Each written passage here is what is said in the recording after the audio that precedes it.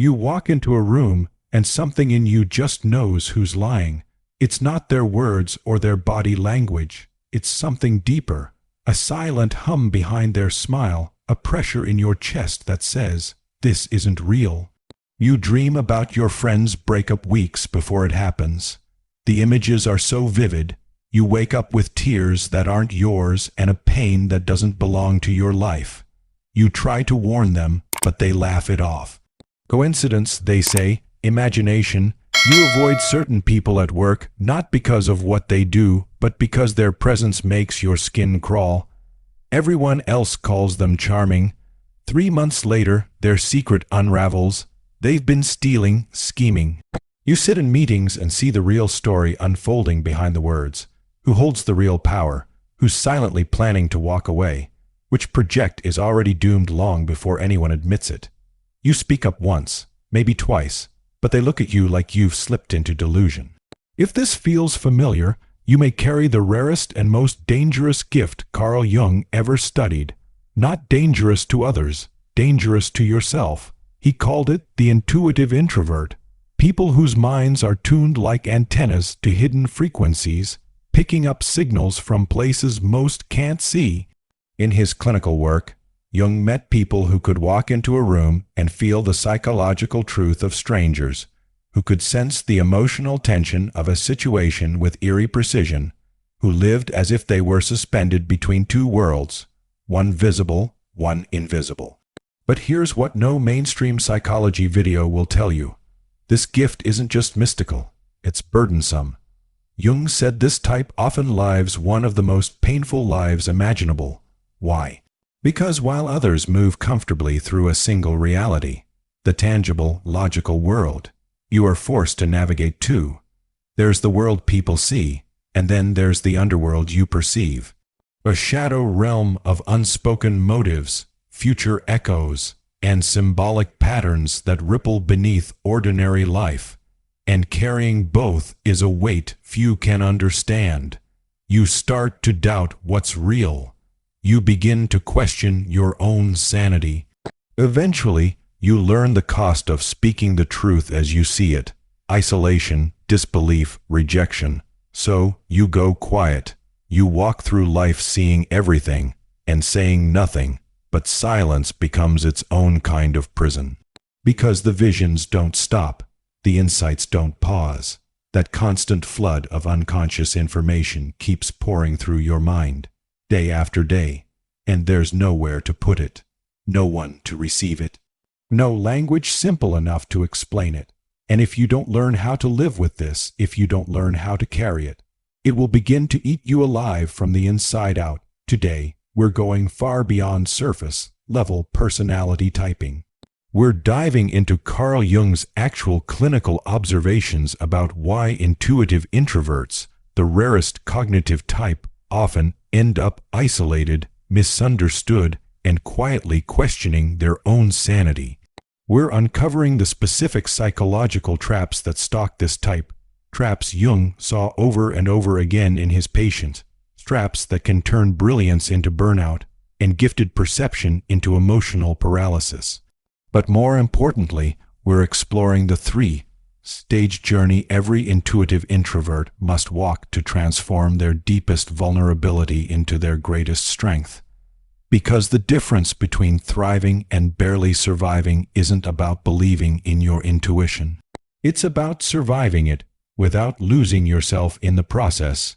To understand why this psychological type is so dangerous to possess, we need to first understand what makes your mind so different from everyone else's. Carl Jung identified 4 basic psychological functions: thinking, feeling, sensation, and intuition. Most people walk through the world anchored in sensation, what they can see, touch, measure, and prove. Their reality is grounded in the immediate and the concrete. But for the intuitive introvert, sensation is the weakest function. Your dominant function is what Jung called introverted intuition. And this is where the danger begins, because introverted intuition isn't just imagination. Jung described it as perception via the unconscious. While others skim across the surface of life, your mind drops into the deepest layers of it. You don't just see what is, you see what lies beneath, the hidden motives, the symbolic meanings, the archetypal patterns shaping events before they ever happen. In Jung's own words, introverted intuition is directed toward the inner object, meaning the raw content of the unconscious mind itself. You are literally perceiving psychological structures that don't have physical form, and yet are more real than anything in the material world. Let that settle in for a moment. Your way of understanding reality is through a function that most people don't even believe is real. While they ask, "What happened?" you ask, "What does this mean?" While they're focused on facts, you're tracking the invisible forces that created those facts. While they're rooted in the present, you're already 3 moves ahead in a game they don't even know they're playing. Jung described it poetically.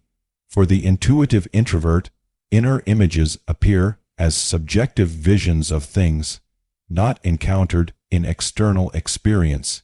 Yet these visions determine the contents of the unconscious. Translation: you see the blueprints of reality before reality even builds itself. But here's the catch. Because sensation is your weakest link, you lack grounding. You have very little anchor to the here and now. You may struggle to stay embodied, to stay focused on what's directly in front of you. Your awareness is constantly pulled into the symbolic, the abstract, the invisible, and that, Jung said, creates what he called an extraordinary aloofness from tangible reality. To others, you become a puzzle, an enigma, a ghost they can't quite touch, and that's only the beginning of the psychological risks. You see, when your mind lives in the realm of unconscious content and symbolic meaning, you become vulnerable to 3 specific psychological traps. Traps that Jung documented throughout his clinical work with intuitive introverts. Traps that, if left unrecognized, can dismantle your sense of self and fracture your connection to the world around you. Trap 1. Archetypal inflation. You begin to identify with the symbols and visions you perceive. You think you're meant for some grand destiny, or that your insights make you superior. But what's really happening is that the archetypes are using you.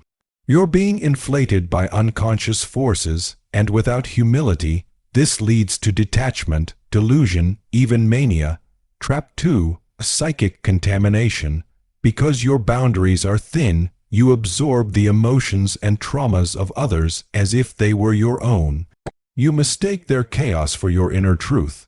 Empathy becomes entanglement. Insight becomes exhaustion.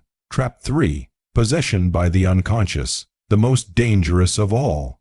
When you spend too much time in the underworld of symbols without returning to the surface, you lose your grip on objective reality. You become swallowed by your visions.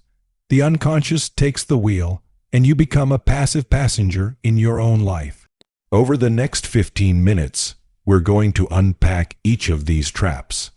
We'll explore how they develop, why they're so seductive, and most critically, how to survive them without silencing your gift. Because Jung discovered something remarkable. Those rare individuals who learn to navigate these traps, who walk through the fire of their own inner world and return with awareness, don't just survive their complexity. They become some of the most transformative figures in human history, not because their minds worked like everyone else's, but because they learned how to live with a mind that didn't. Every intuitive introvert's journey follows a path, 3 distinct stages, whether they realize it or not.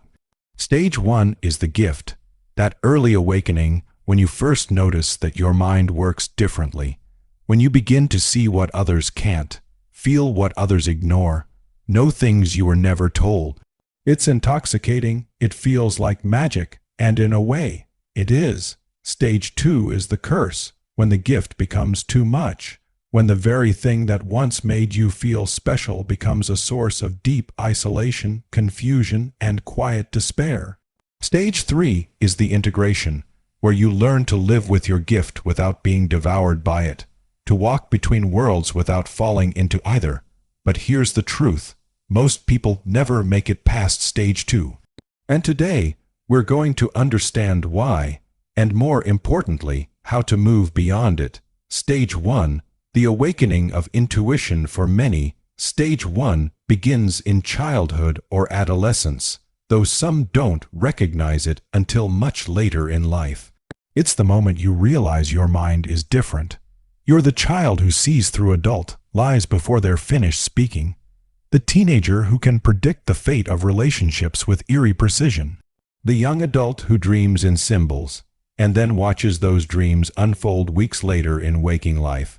At first, it feels like you've been chosen, a secret superpower that no one else understands. You walk into a room, and you don't just see people, you see through them. You don't just hear conversations, you feel what's unspoken. You don't just observe life, you perceive the hidden architecture beneath it all. Jung saw this over and over again in his clinical work. He described a young woman who, within minutes of meeting him, named intimate details of his inner world she had no rational way of knowing. She wasn't showing off. She was simply describing what she saw. This is the power of introverted intuition, a dominant cognitive function that perceives through the unconscious. You don't process the world through what's visible. You perceive through symbols, patterns, potentials. You live inside the blueprint of reality before it's even constructed, and in stage 1, it feels like X-ray vision for the human soul. You can spot who holds true power in a room, who's hurting behind the smile, who's dangerous beneath the charm. You predict outcomes before anyone else senses trouble. You understand people better than they understand themselves. For a time, this feels like a pure gift.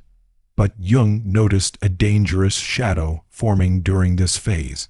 The first crack, contempt for the concrete world because your inner perceptions are so rich, so meaningful, so accurate. You begin to devalue the outer world. You lose interest in details. Small talk feels empty. Tasks grounded in physical reality feel trivial. Why bother with the mundane when you can live in meaning? Why listen to surface conversations when you feel the truth underneath them? And this is where the first fracture begins. Your connection to sensation, to the body, to the now, to the physical world, begins to weaken. You start living more in your head, in visions, in archetypes, in possibilities. You become what Jung called extraordinarily aloof from tangible reality. And slowly, your relationships begin to suffer. Friends feel exposed when you see through their masks. Family members accuse you of overanalyzing or being too much. Romantic partners feel like they're under constant emotional surveillance, unable to hide, unable to rest. You're able to hide, unable to rest. You realize that even when your insights are correct, people don't want to be seen that deeply. They don't want their unconscious motives mirrored back to them. They don't want their future unraveling predicted before it arrives. And so you learn the first survival skill of the intuitive introvert, silence. You keep your visions to yourself. You smile and nod when people tell you things you already sensed. You build a social mask, one that hides the magnitude of what you see. But now you're living a double life. There's your inner world, vast, symbolic, electric with insight, and your outer persona, neutral, agreeable, restrained, and maintaining that gap. It starts to hurt. Jung called this the great disadvantage of the intuitive introvert. They learn to keep things to themselves, and you hardly ever hear them speaking of these things. But he also said this silence had a benefit. Your insights become even more refined. The trade-off, you begin to feel profoundly alone. Stage 2. The gift becomes a curse. This is where most intuitive introverts get stuck. You've adapted well enough to function in the world. You've hidden your depth behind a socially acceptable face. But inside, the visions won't stop. The signals don't pause. The weight of everything you perceive but cannot express becomes unbearable. You are now carrying the gift alone, and that's when the deeper dangers emerge. Jung observed 3 specific psychological traps that appear during this stage. Each one promises relief. Each one whispers seductively, let go. This is too much. This is the way out. But if you fall into them blindly, they can shatter your psyche from the inside. The 3 traps of Stage 2. Trap 1. Archetypal inflation. This is where it begins to turn. At first, you were simply the observer, the one who could see the threads. The archetypes danced before your inner vision, the hero, the lover, the trickster, the sage. You could name them, feel them, trace their paths through people's words and actions like constellations across a night sky. But in Stage 2, the archetypes start to pull you in. You don't just see them, you start to become them, the wise one, the seer, the wounded healer, the prophet with insight no one else understands. And this is when your ego begins to inflate, not out of arrogance, but out of unconscious fusion. You're not trying to be grandiose. You're simply overwhelmed by the sheer truth of what you see. The problem is, your ego has begun to merge with the archetypal content flowing through you. You stop being a person interpreting symbols and start thinking you are the symbol, that you were chosen, that your suffering has sacred meaning, that your isolation is proof of your spiritual elevation. Jung saw this pattern in countless patients, men and women who claimed divine insight, who believed they were on missions from God, who detached from ordinary life because they could no longer bear the mundane. And the most dangerous part, they weren't wrong about what they were perceiving. Their visions were real, in a symbolic sense, but they had confused archetypal meaning with personal identity. This is what Jung meant by possession by the unconscious. You don't just see the myth, you think you are the myth. And when that happens, your humanity dissolves into grandiosity. You become unreachable, unknowable, even to yourself. Trap 2. Psychic contamination. Then comes the second trap. It's quieter, more subtle, but every bit as corrosive. Because when your intuitive function becomes overdeveloped, your boundaries begin to dissolve. You don't just sense other people's emotional states, you absorb them. You walk into a room and feel sadness that isn't yours. You leave a conversation and carry someone else's fear like it was born inside your own chest. You become what Jung called a psychic sponge, not because you want to, but because your psyche is so open, so porous, that you can no longer distinguish between what belongs to you and what belongs to someone else. You take responsibility for wounds you didn't cause. You carry guilt that was never yours to bear. You feel obligated to fix everything because their suffering feels like your suffering. This creates a devastating side effect. You forget who you are. You become so entangled in other people's pain, drama, and needs that your own self fades into the background. And worst of all, you begin to believe that being needed is your only value, that your sensitivity is only worthwhile if it serves someone else. You become addicted to healing others, while neglecting the slow unraveling happening inside yourself. It's not compassion, it's self-erasure in disguise. Trap 3. Symbolic possession. And then, there is the third trap, the most dangerous of them all, the complete breakdown between the symbolic and the literal. By now, you've lived so long in the world of archetypes, patterns, and synchronicities that your grip on physical reality begins to slip. Sensation, the grounding function that keeps most people tethered to the now, is underdeveloped in you. The body becomes foreign, the present becomes distant, the real becomes relative. You start to interpret every event as a message, every coincidence as a sign, every dream as a prophecy. You're no longer just seeing meaning, you're trapped in it. Jung called this the danger of falling victim to the shadow, because when you lose the ability to distinguish between what is symbolically true and what is literally real, you begin to spiral. You see conspiracies where there are none.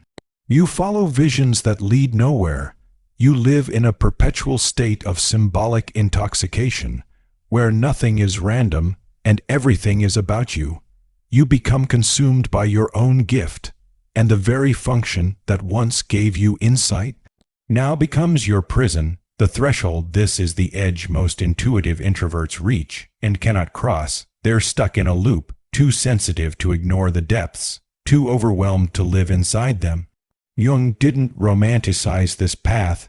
He called it one of the most psychologically dangerous lives a person could live, but he also believed something extraordinary, that those who learn to walk through these traps without being swallowed by them, those who learn to ground their intuition in reality, to hold their vision without identifying with it, to feel deeply without dissolving into others, they don't just heal themselves, they become rare and transformative forces in the world.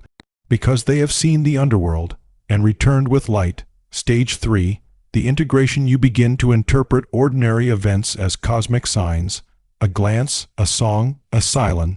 Everything feels like a message. Symbolic reality becomes more compelling than the physical world, and suddenly your life begins to tilt. You can no longer engage with practical tasks. You forget appointments. You lose touch with your body. The world becomes a myth, and you're living inside it. And here, at this threshold, you face a choice: surrender or integrate. Surrender is seductive.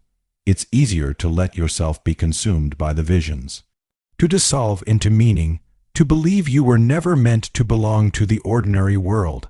But integration is the path of the alchemist, the one who takes chaos and gives it form, the one who learns to dance with their demons instead of being devoured by them. This is where stage 3 begins, and make no mistake, this is where the real work begins, because here, you are no longer trying to escape your gift. You are learning to wield it.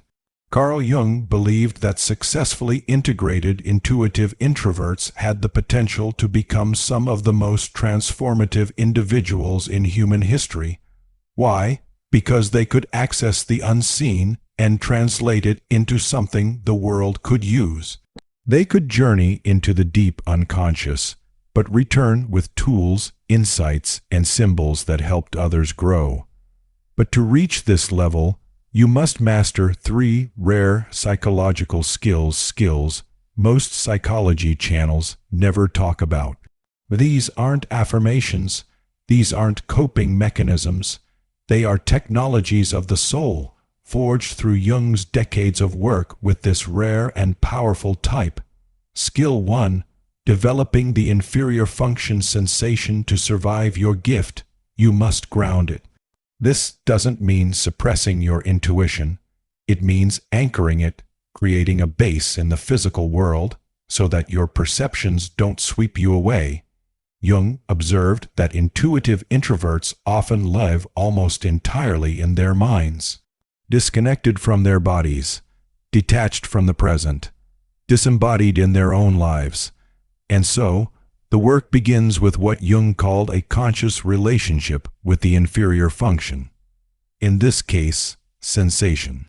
You must intentionally develop your connection to the physical, daily walking meditations, feeling your feet press into the ground, strength training or yoga, returning to your body, cooking, savoring texture, taste, smell, gardening, placing your hands into the earth. This isn't about becoming a sensation type. It's about creating a container for your gift. As Jung described it, the marriage of opposites. Sensation becomes the sacred vessel, the chalice that holds the wild wine of intuition. Without this container, your visions overflow, flooding your psyche and washing away the self. But with it, your inner world becomes inhabitable, and your insights can flow through you instead of drowning you. Skill 2. Giving form to the formless. Your insights are powerful, but until you translate them into something concrete, they remain overwhelming. Most intuitive introverts keep their perceptions trapped inside visions too abstract to explain, truths too layered to share. But Jung taught that integration requires expression. This is what he called giving form to the formless. You must find your medium, your vessel of transmission. For some, it's art. Painting the archetypes, writing the dreamscapes, composing the music of the psyche. For others, it's intellectual, building frameworks, theories, philosophies. turning visions into maps others can follow. This is what Jung himself did. He turned his own descent into the unconscious into timeless concepts, the shadow, the anima and animus, individuation, and in doing so, he transformed inner chaos into collective wisdom. But this translation process does more than help others. It helps you, because when you give form to your insight, it becomes manageable. You're not just experiencing the unconscious, you're processing it. Think of it as building a pressure valve for your psyche. Without release, the tension builds, but with creative expression, that same tension becomes a source of light. Skill 3. Conscious permeability, holding healthy boundaries. The final skill is the most subtle and the most essential. How do you remain open to unconscious content without becoming overwhelmed by it? This is where most intuitive introverts fail. They oscillate between total openness, absorbing everything, and total shutdown, cutting off their gift to survive. But Jung taught a middle way. He called it conscious permeability. You must learn to open and close intentionally, to choose when to receive and when to protect. This is not about building walls, it's about building filters. You learn psychic hygiene, you learn rituals of energetic clearing, you learn to ask, is this mine, or am I carrying someone else's burden? You learn how to return to your center, to anchor in your own truth, to witness pain without absorbing it, to sense darkness without becoming it. Because without boundaries, your gift will consume you, but with them, it becomes a tool of healing. Becoming the bridge. Stage 3 is not about becoming normal. It's about becoming whole. You will always live between worlds, but now, instead of being torn apart by them, you become the bridge that connects them. You no longer escape the world. You serve it, not by denying your visions, but by translating them into something usable. You become the rare kind of person who can walk into the darkness and return with wisdom. You become the mirror, the healer, the quiet guide, not because you're perfect, but because you have suffered your own depths and survived. Jung believed that those who completed this journey didn't just save themselves, they illuminated the path for others.